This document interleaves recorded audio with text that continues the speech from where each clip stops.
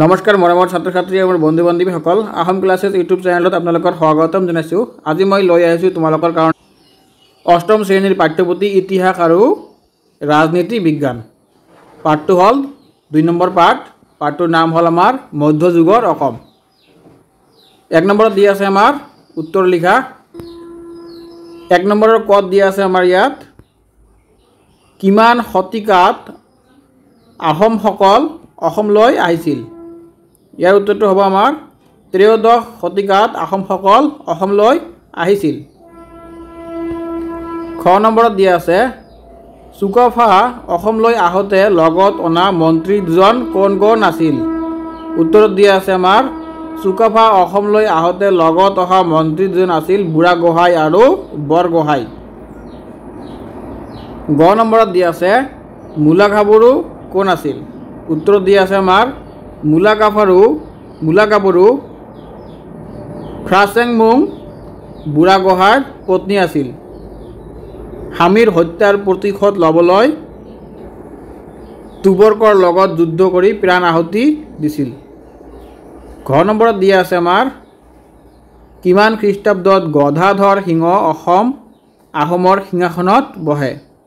ইয়াৰ উত্তৰত দিয়া আছে আমাৰ 1861 খ্ৰীষ্টাব্দত গদাধৰ সিংহই আহোমৰ সিংহাসনত বহে। 6 নম্বৰত দিয়া আছে কোচ ৰজা নৰনাৰায়ণে কিমান খ্ৰীষ্টাব্দত আহোম ৰাজ্য আক্ৰমণ কৰিছিল। উত্তৰত দিয়া আছে কোচ ৰজা নৰনাৰায়ণে 1562 খ্ৰীষ্টাব্দত আহোম আক্ৰমণ কৰিছিল। 6 নম্বৰত দিয়া আছে চুতীয়াসকলৰ শ্ৰেষ্ঠ ৰজা কোন। উত্তৰত দিয়া আছে আমাৰ চুতীয়াসকলৰ শ্ৰেষ্ঠ ৰজা হৈছে ৰত্নধ্বজ পাল বা গৌৰী নাৰায়ণ। 2 নম্বৰত দিছে আমাৰ ক্ৰমানুসাৰে সজোৱা। ইয়াত ক নম্বৰত দিয়া আছে ইয়াণ্ডাবু সন্ধি। খ নম্বৰ আছে হুছেইন শাহৰ কামৰূপ কমতা আক্ৰমণ। গ নম্বৰত দিয়া আছে শৰাইঘাটৰ যুদ্ধ। ঘ নম্বৰত দিয়া আছে মিৰ জুমলাৰ অসম আক্ৰমণ আৰু ঙ নম্বৰত দিয়া আছে স্বৰ্গদেউ চুকাফা চৰাইদেউত ৰাজধানী স্থাপন আৰু 6 নম্বৰত দিয়া আছে আমাৰ ইফতিয়াৰ উদ্দিন মালিক। এই সকলোকেইটাৰ ভিতৰত ইয়াৰ উত্তৰত দিয়া আছে আমাৰ ঙ নম্বৰটো আহিব প্ৰথমতে স্বৰ্গদেউ চুকাফাৰ চৰাইদেউত ৰাজধানী স্থাপন 1828 খ্ৰীষ্টাব্দত, মানে ঙ নম্বৰটো ইয়াত প্ৰথমত আহিব। তাৰপিছত 6 নম্বৰটো আহিব দ্বিতীয়ত, ইয়াত ইফতিয়াৰ উদ্দিন মালিক এইটো দ্বিতীয়ত আহিব। তাৰপিছত খ নম্বৰটো আহিব তৃতীয়ত। 3 নম্বৰত হুছেইন শাহৰ কামৰূপ কমতা আক্ৰমণ। তাৰপিছত ঘ নম্বৰটো আহিব ইয়াত 4 নম্বৰতে আহিব মিৰ জুমলা অসম আক্ৰমণত। তাৰপিছত গ নম্বৰটো আহিব ইয়াত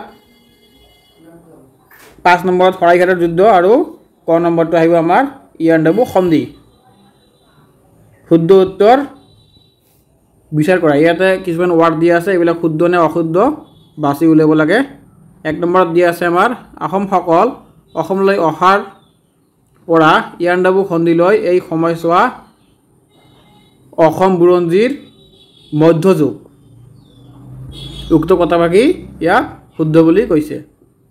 খ নম্বৰত দিয়া আছে আমাৰ চুডাংফা বা বামুণী কোঁৱৰৰ দিনৰ পৰা আহোম স্বৰ্গদেউসকলে হিন্দু নাম গ্ৰহণ কৰে।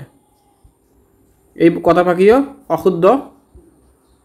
গ নম্বৰত দিয়া আছে মিৰ জুমলাৰ অসম আক্ৰমণৰ সময়ত লেখক চিহাবুদ্দিন তালিচ অসমলৈ আহিছিল। এই কথাভাগি শুদ্ধ। ঘ নম্বৰত দিয়া আছে আমাৰ কাছাৰী ৰজা গোবিন্দ চন্দ্ৰৰ দিনত কাছাৰী ৰাজ্য ব্ৰিটিছৰ অধীনস্থ হয়। উক্ত কথাভাগি ইয়াত আমাৰ শুদ্ধ বুলি কৈছে। ঙ নম্বৰত দিয়া আছে চুতীয়াসকল বৈষ্ণৱ ধৰ্মীয় আছিল। উক্ত কথাভাগি আমাৰ ইয়াত অশুদ্ধ বুলি কৈছে। 6 নম্বৰত দিয়া আছে কামৰূপ আক্ৰমণৰ সময়ত তুৰ্কী আফগানসকলক ভূঞাসকলে সহায় কৰিছিল। এই কথাভাগি অশুদ্ধ বুলি কৈছে। 4 নম্বৰত দিয়া আছে আমাৰ ইয়াত খালী ঠাই পূৰ কৰা। উত্তৰত দিয়া আছে আমাৰ 4 নম্বৰৰ ক আহোমসকল অসমলৈ অহাৰ পাছৰে পৰা কামৰূপ ৰাজ্যখন ইয়াতে ডেট আছে অসম নামেৰে পৰিচিত হয়। খ নম্বৰত দিয়া আছে আমাৰ আহোমসকলে সোমদেও, ইয়াতে দেশ আছে, সোমদেও নামৰ দেৱতাক পূজা সেৱা কৰিছিল। গ নম্বৰত দিয়া আছে আমাৰ সৰ্বনাৰায়ণ, ইয়াতে দেশ হ'ব স্বৰ্গদেউ চুহুংমুং বা দিহিঙীয়া ৰজা হিন্দু নাম। সন্ধ্যাই কামৰূপ ৰাজধানী উত্তৰ গুৱাহাটীৰ পৰা কমতাপুৰলৈ হস্তান্তৰ কৰে। ঙ নম্বৰত দি আছে ৰত্নধ্বজপাল বা গৌৰী নাৰায়ণ চুতীয়াসকলৰ আটাইতকৈ শক্তিশালী ৰজা, ইয়াতে দেশ হ'ব। তাৰপিছত চ নম্বৰত দিয়া আছে আমাৰ ভূঞা শব্দৰ অৰ্থ কি? ভূঞা শব্দৰ অৰ্থ হ'ল মাটিৰ মালিক। তাৰপিছত 50টা মান শব্দৰ ভিতৰত উত্তৰ লিখা। খুবেই ইম্পৰ্টেণ্ট কুৱেশ্যন তোমালোকৰ 3 মাৰ্কৰ কাৰণে। ক নম্বৰত দিয়া আছে কেতিয়া কোনে আৰু কেনেকৈ অসমত আহোম ৰাজ্য স্থাপন কৰিছিল? অসমত আহোম ৰাজ্য কেনেকৈ স্থাপন কৰিছিল তাৰ বিষয়ে ক'বলৈ কৈছে ইয়াত। প্ৰথমত দিয়া আছে উত্তৰত ত্ৰয়োদশ শতিকাত আহোমসকল অসমলৈ আহে। অসমত তেওঁলোক 19 শতিকাৰ আগভাগ লৈ প্ৰায় 600 বছৰ ৰাজত্ব কৰিছিল। আজিৰ পৰা প্ৰায় 784 বছৰ আগে মাওলুং ৰজাৰ পৰা মুংকং হৈ পটকাই পৰ্বত অতিক্ৰম কৰি চুকাফাই অসমত প্ৰৱেশ কৰে। অসমত ফাৰ্ষ্ট কোনে প্ৰৱেশ কৰিছিল? আমাৰ চুকাফাই কৰিছিল। 1228 খ্ৰীষ্টাব্দত পটকাই পৰ্বত অতিক্ৰম কৰি চৰাইদেউত ৰাজধানী পাতে। ক'ত ৰাজধানী পাতিছিল? আমাৰ চৰাইদেউ, তোমালোকে মনত ৰাখিবা, স্থাপন কৰিছিল। সেই সময়ত চুকাফাই খিলঞ্জীয়া লোকসকলৰ বহু প্ৰত্যাহ্বানৰ সন্মুখীন হৈছিল। চুকাফাই এই লোকসকলক কৌশলেৰে বশ কৰি নিজৰ অধীনস্থ কৰিছিল। এই সময়ত দিখৌ আৰু দিচাং নৈৰ মাজৰ ঠাইখিনি মৰাণ আৰু বৰাহী দুটা জনজাতিৰ অধীনত আছিল। মৰাণ আৰু বৰাহীসকলক চুকাফাই নিজৰ অধীনস্থ কৰি তোলাৰ তিৰোতাৰ পানী গ্ৰহণ কৰিছিল। নিজৰ অধীনস্থ কৰি তেওঁলোকৰ তিৰোতাৰ পানী গ্ৰহণ কৰিছিল। খ নম্বৰত দিয়া আছে আমাৰ শৰাইঘাট যুদ্ধ কাৰ কাৰ মাজত হৈছিল? ইয়াৰ ফলাফল কি হ'ল? তাৰপিছত ইয়াত আমাৰ উত্তৰ দিয়া আছে ৰজা চক্ৰধ্বজ সিংহই মোগলসকলক কৰ দিবলৈ অমান্তি প্ৰকাশ কৰাৰ বাবে আহোম আৰু মোগলৰ মাজত সংঘাত আৰম্ভ হয়। মোগল সম্ৰাট ঔৰংজেবে ৰামসিংহক অসম আক্ৰমণ কৰিবলৈ পঠিয়ায়। ইয়াৰ পৰিণতিতে বীৰ লাচিত বৰফুকন নেতৃত্বত আহোম সেনা আৰু ৰামসিংহৰ নেতৃত্বত মোগল সেনাৰ মাজত 1671 খ্ৰীষ্টাব্দত শৰাইঘাটৰ যুদ্ধ হৈছিল। এই যুদ্ধত মোগল সেনা পৰাজিত হৈছিল আৰু আহোমৰ হেৰুৱা মান যশ উদ্ধাৰ হৈছিল। গ নম্বৰত দিয়া আছে চিলাৰায় কোন আছিল? তেওঁ কি কি ৰাজ্য জয় কৰিছিল? চিলাৰায়ে কি কি ৰাজ্য জয় কৰিছিল আৰু তেওঁ কোন আছিল? বীৰ চিলাৰায়ৰ অন্য এটা নাম হ'ল শুক্লধ্বজ। কোচসকলৰ শ্ৰেষ্ঠ ৰজা নৰনাৰায়ণৰ ৰাজত্বকালত তেওঁৰেই ভায়েক শুক্লধ্বজক সেনাপতি পাতিছিল। শুক্লধ্বজে চিলাৰ দৰে অতিৰ্কিতে আক্ৰমণ কৰি ৰাজ্য জয় কৰিছিল বাবে তেওঁ বুৰঞ্জীত চিলাৰায় নামেৰে জনা যায়। তাৰপিছত বীৰ চিলাৰায়ে জয় কৰা ৰাজ্যবোৰ হৈছে আহোম ৰাজ্য, কাছাৰী, মণিপুৰী, জয়ন্তীয়া, ত্ৰিপুৰা, খৈৰাম, ডিমৰুৱা,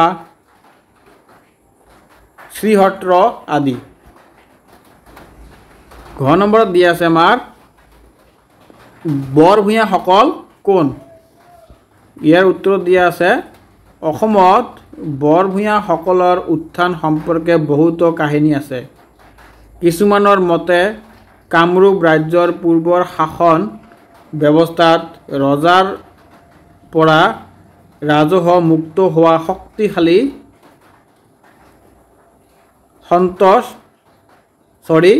সামন্তসকলেই পৰৱৰ্তী সময়ত ভূঞা হিচাপে প্ৰতিষ্ঠিত হয়।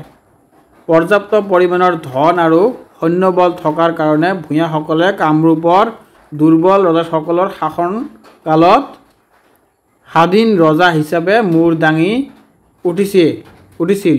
ভূঞা শব্দৰ অৰ্থ হ'ল মাটিৰ মালিক। অসমৰ ভূঞাসকল মূলত কায়স্থ দৈৱক আৰু ব্ৰাহ্মণ ভূঞা। অসমৰ ভূঞাসকল বাৰভূঞা নামে জনা যায়। 9 নম্বৰত দি আছে কাছাৰীসকল কোন? উত্তৰ, কাছাৰীসকল অসমৰ অতি পুৰণি আদিবাসী। ইতিহাসবিদসকলৰ মতে প্ৰাচীন কালত কাছাৰী কামৰূপ ৰাজ্যত শাসন কৰিছিল। তেওঁলোকৰ শাসন বৰ্তমান বাংলাদেশ, চিলেট,